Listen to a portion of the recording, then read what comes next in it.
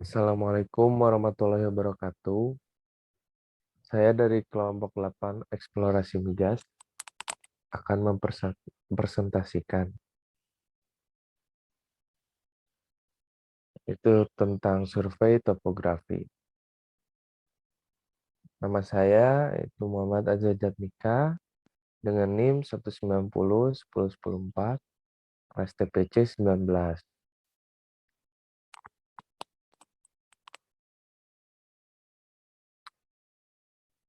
Pendahuluan yaitu survei. Jadi survei adalah kegiatan lapangan yang meliputi pengumpulan, analisis, dan penyajian data yang berhubungan dengan informasi kondisi geologi untuk memperkirakan letak dan potensi sumber daya minyak dan gas. Seismik. Jadi seismik adalah kegiatan survei yang memanfaatkan sifat perambatan dan pantulan gelombang elastik. Lalu survei seismik dua dimensi adalah survei seismik yang sumber getar atau shot point dan penerima atau reservoir dalam satu garis lintasan survei. Lalu survei seismik tiga dimensi adalah survei seismik yang sumber getar atau shot point dan penerima dalam garis lintasan survei yang berbeda. Next, topografi. Jadi topografi adalah salah satu tahapan pekerjaan survei seismik darat dan transisi untuk mempersiapkan lintasan survei seismik dengan menempatkan koordinat shot point dan reservoir di lapangan. Kegiatan topografi meliputi yaitu yang pertama, survei lokasi untuk akses jalan dan objek lain, lalu pengukuran titik kontrol, 3, pengukuran dan penempatan patok sumber getar atau shot point dan penerima, lalu pembuatan rintisan, tangga-tangga, dan titian. Terakhir yaitu pembuatan peta.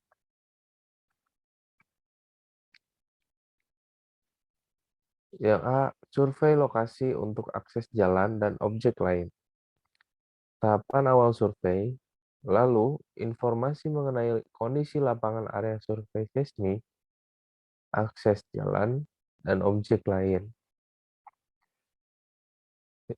Hingga untuk mobilisasi kru dan peralatan menuju lokasi kerja. Yang B, pengukuran titik kontrol. Pembuatan titik kontrol dilakukan dengan mendistribusikan benchmark GPS pada seluruh area BM GPS. Dipasang pada area survei sesuai dengan distribusi maksimum 5 km atau pada ujung lintasan survei. Titik BM yang telah diketahui digunakan untuk menentukan koordinat-koordinat lain yang belum diketahui, misal koordinat shot point atau koordinat reservoir. Yang C, pengukuran dan penempatan patok sumber getar atau shot point dan penerima.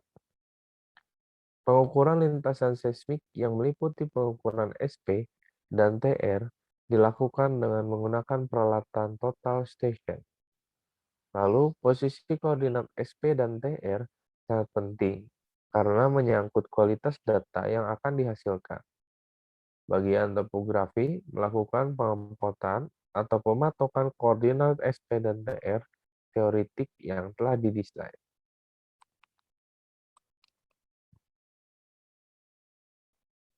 Pembuatan rintisan, clearing, tangga-tangga, steps, dan titian bridging.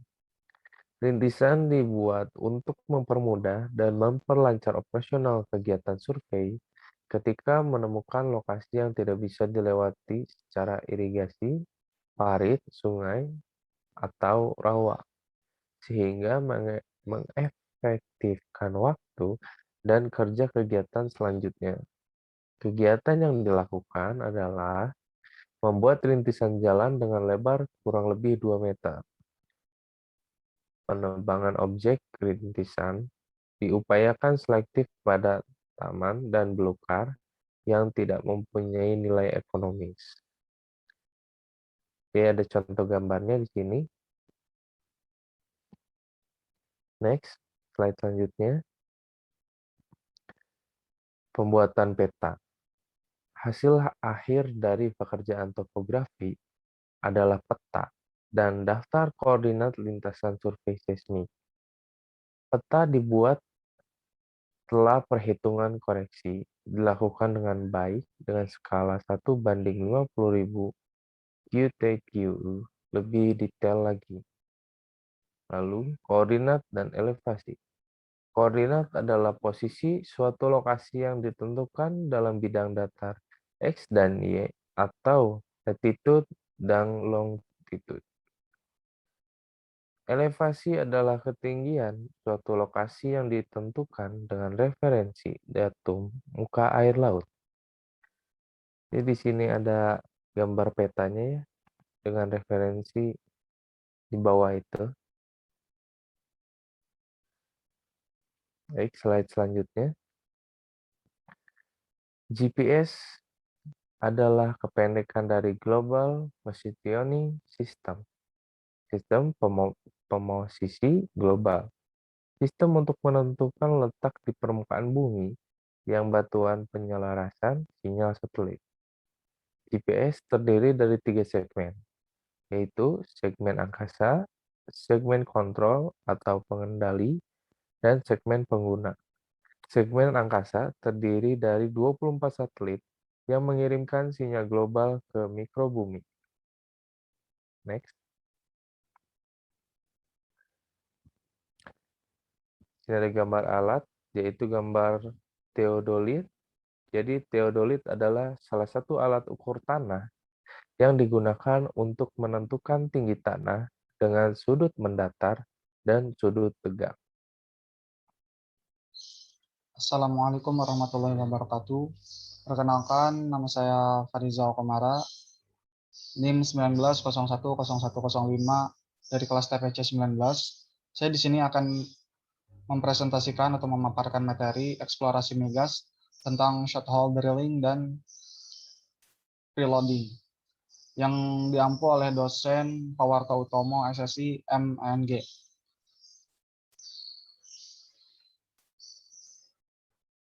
Baik, di sini ada contoh atau list dari peralatan short hole drilling. Yang terdiri dari pertama ada water relay mesin, kemudian ada power rig mesin, ada mud pump, kemudian Travios 79 mm, ada drag bit 2 15/16 inch, ada drag bit 3 7/8 inch, kemudian nipple bit untuk drag bit, kemudian ada king swivel, pipa 1,5 meter kali 1,5 inch dikali 1,25 inch.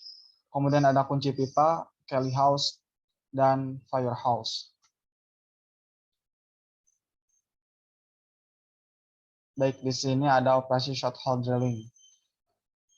Survei seismik darat di Indonesia pada umumnya menggunakan bahan peledak sebagai sumber getar yang ditempatkan di dalam lubang.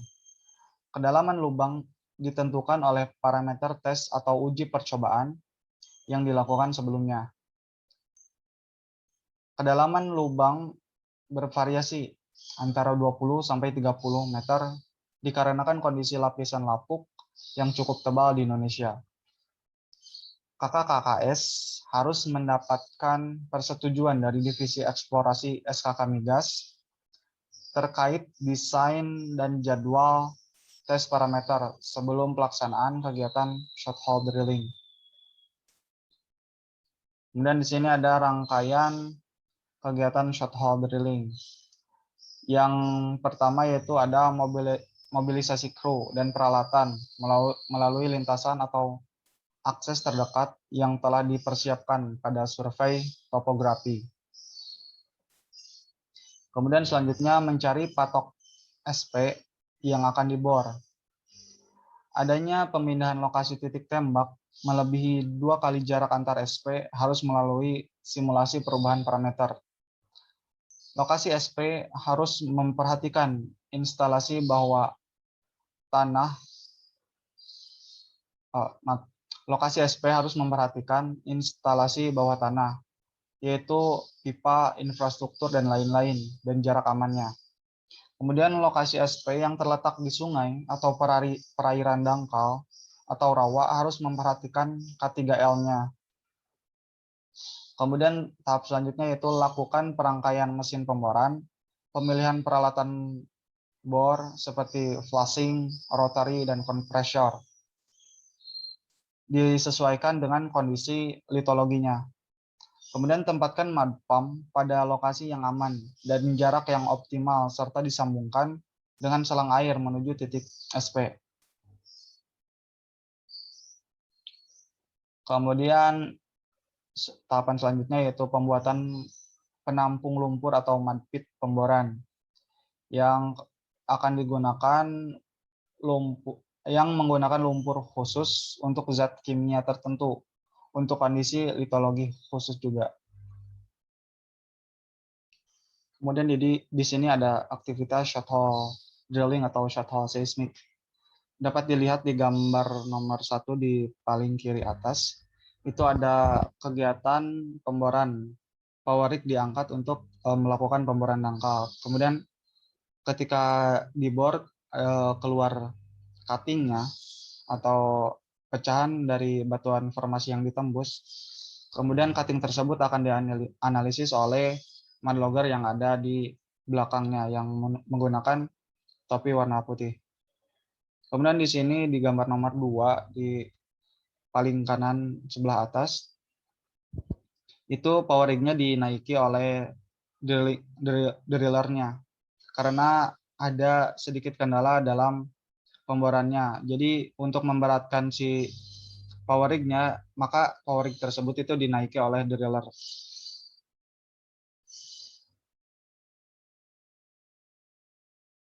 Oke, kemudian di sini saya akan menjelaskan tentang materi preloading.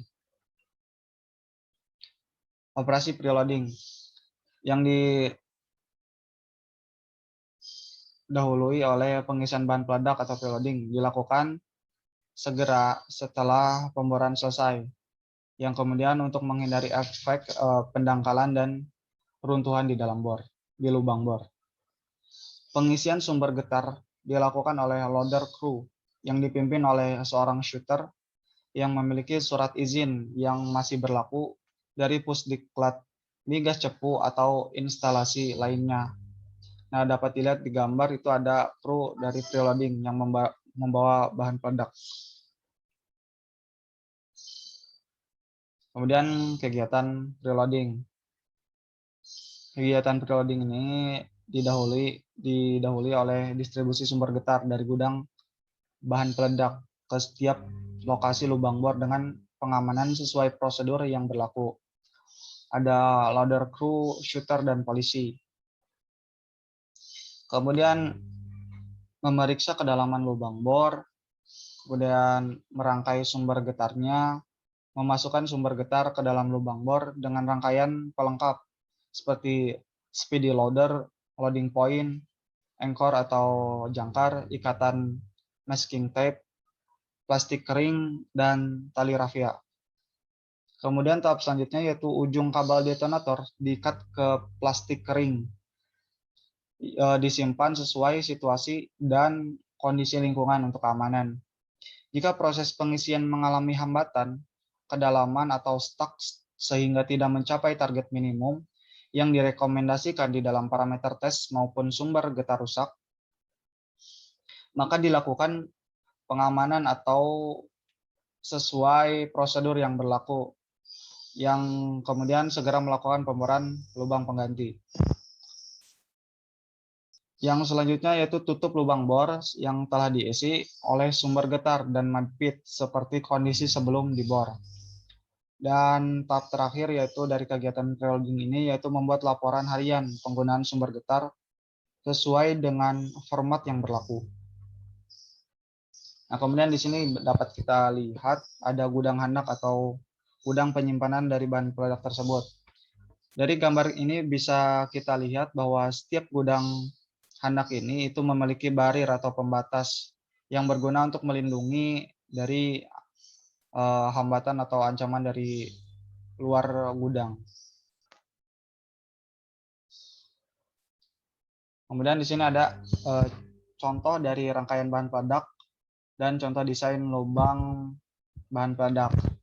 Nah, sebelum bahan peledak tersebut dimasukkan ke lubang itu, bahan peledaknya itu berdesain contohnya seperti ini, ada speedy loader, kemudian ada anchornya, kemudian ada tali rafia, masking tape, dan speedy point.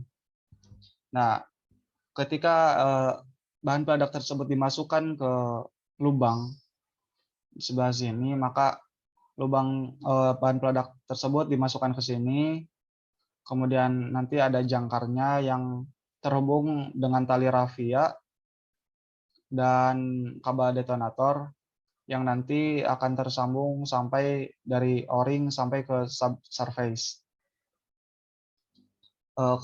maksudnya. Ya, setelah semuanya terpasang dengan lengkap dan diberi jarak, maka bahan peledak tersebut baru bisa diledakkan sesuai dengan jarak aman. Bismillahirrahmanirrahim. Assalamualaikum warahmatullahi wabarakatuh. Perkenalkan, nama saya Sunandar, NIM 19010106 dari TPC.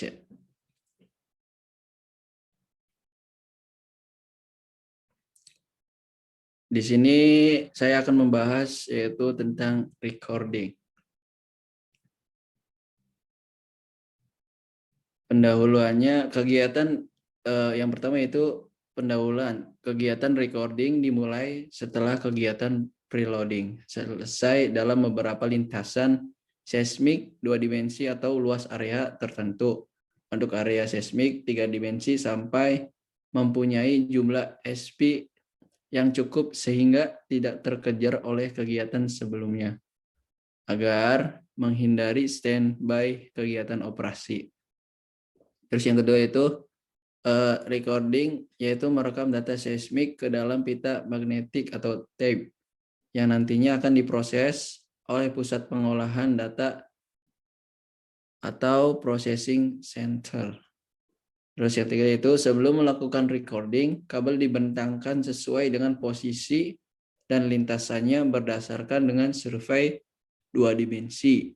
Yang terakhir yaitu pada saat recording, yang memegang kendali adalah observer dengan memakai perlengkapan alat recording yang disebut labo.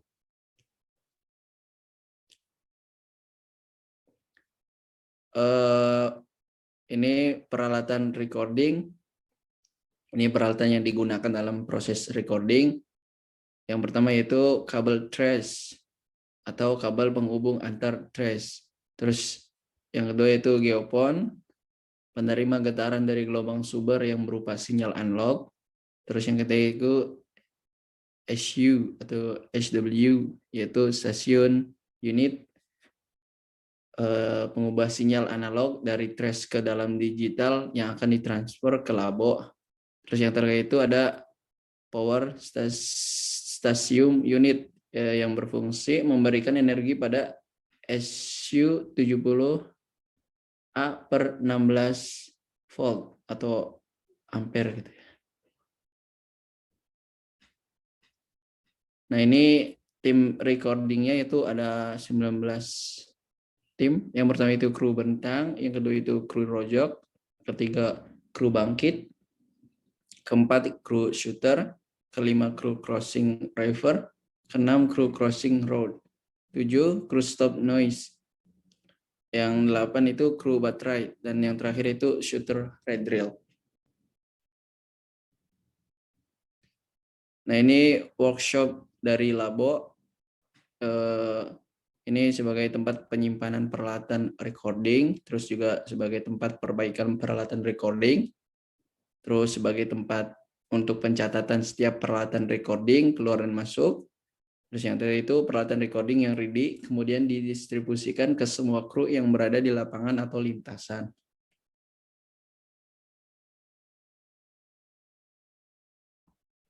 Nah, ini kegiatan dari operasi recording. Yang pertama yaitu pengecekan seluruh peralatan perekaman, baik kualitas dan kuantitas, agar sesuai dengan standar kelayakan untuk digunakan di dalam kegiatan perekaman. Terus yang kedua itu khusus untuk alat penerima atau geopon. Nah ini yang A itu ada ikat parameter sesuai dengan parameter survei. Yang B itu pemasangan receiver dalam posisi tegak dengan bantuan alat penekan. Terus yang C pada permukaan tanah atau litologi yang keras, misalnya batu gamping atau kerikil keras menggunakan alat bor khusus atau yang sejenisnya sehingga terpasang dengan baik dan stabil. Terus yang ketiga itu pembuatan program recording. Terus yang keempat melakukan pemasangan peralatan recording data di lapangan sesuai dengan parameter survei. Terus aktivitas sumber getar, yang A itu membuka lubang bor yang telah diisi sumber getar dan menyambungkan kabel detonator dengan firing, line, dan blaster. Yang B melakukan uji sumber getar oleh shooter. Yang C itu meledakkan sumber getar. Terus ada monitoring noise dengan cara field noise record yang merekam ambient noise dengan rentang waktu tertentu yang dianggap mewakili secara umum kondisi pada saat perekaman data. Terus melakukan kegiatan untuk menekan tingkat noise serendah mungkin pada saat perekaman. Terus yang terakhir itu rotasi peralatan recording sesuai dengan sekuen program recording. Nah ini shooting dan recording. Yang pertama itu proses peledakan dinamit yang sudah terpasang dan terangkai dengan peralatan recording dan perekaman data. Yang kedua, proses peledakan dan perekaman tidak semua data terekam sempurna atau misfire. Misfire adalah data seismik yang terekam tidak memenuhi kriteria minimum disebabkan oleh yang pertama itu penggunaan alat perekam, kualitas sumber getar, terus kesalahan prosedur.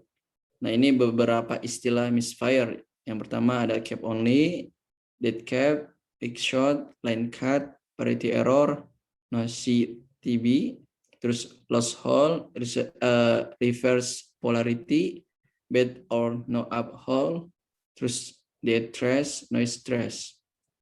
Terus ada pengisian ulang atau reload dilakukan apabila terdapat misfire. Sekian dari kelompok saya, kurang lebih ya mohon maaf. Wassalamualaikum warahmatullahi wabarakatuh.